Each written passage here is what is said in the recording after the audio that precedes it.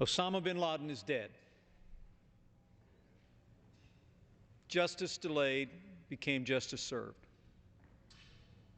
And I stand to pay a debt of honor and a debt of gratitude to all of those who brought us to this day.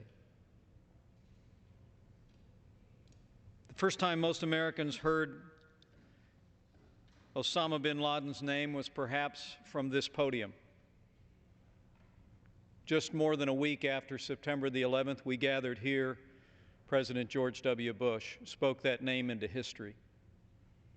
And every day since, it has been clear to freedom-loving people across this planet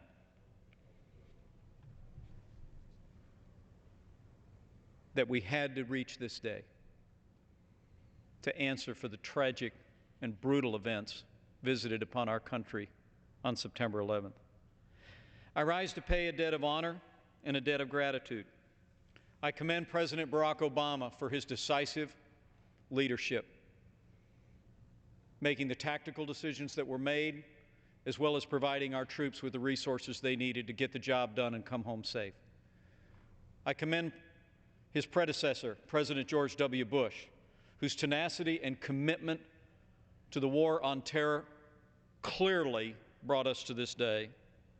I also commend our intelligence community, who year upon year never lost sight of the demands of justice. But I mostly rise today to pay a debt of honor and gratitude to the members of our U.S. Armed Forces, past and present. Those Sunday night who slid down the ropes and captured and killed Osama bin Laden are in our hearts. But also those over the last 10 years who have made the necessary sacrifices in the war on terror. And I rise today to particularly pay tribute to them. I was here on 9/11. After we had the opportunity for the roads to open, I made my way back to our small home in Northern Virginia, and there, with my wife and our children, 6, 7, and 8, we gathered for a short family meeting and for prayer before I would come back into the Capitol. My little 6-year-old daughter stopped me in the kitchen as I was walking to the car, and she said, "Daddy, I have to talk to you." And I said, "I've got to go." She said, "Daddy, I've got to talk to you." And I said, "What?" And she said, "If we have to make a war, do you have to go?" And I dropped down on one knee and I threw my arms around that 6-year-old. And I said, "Daddy's too old."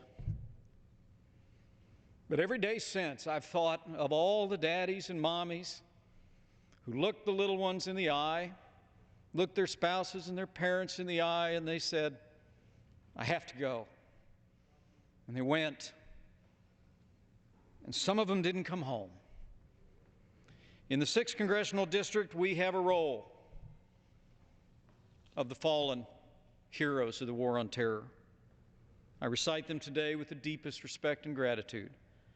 Lance Corporal Matthew Smith of Anderson, Private Sean Ponkey of Shelbyville, Specialist Chief Chad Keith of Batesville, Staff Sergeant Frederick Miller, Jr. of Hagerstown, Sergeant Robert Colville, Jr. of Anderson, Specialist Raymond White of Elwood, Lance Corporal Scott Zabowski, Newcastle, Sergeant Jeremy Wright of Shelbyville, Master Sergeant Mike Heister of Bluffton, Staff Sergeant Brian Keith Miller of Pendleton, Specialist Jonathan Alman of Richmond, Lance Corporal Andrew Whitaker of Bryant, Specialist William Justin McClellan of Newcastle, Private First Class Jacqueline Pauley of Muncie, Staff Sergeant Philip Chad Jenkins of Decatur, and Sergeant Jeremy McCurry of my hometown of Columbus.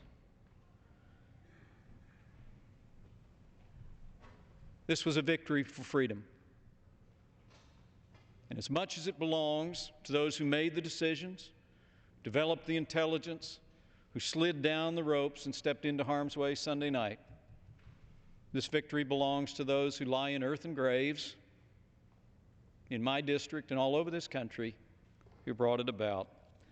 Winston Churchill said, "We sleep soundly in our beds because rough men stand ready to visit violence on those who would do us harm." Today, I pay a debt of gratitude to a Commander-in-Chief, present and past, but to all the members of the armed forces who allow us this day to say, justice served. Osama bin Laden is dead. And I yield back. Gentleman's time has expired. The chair recognizes the gentleman from Virginia, Mr. Connolly, for 5 minutes.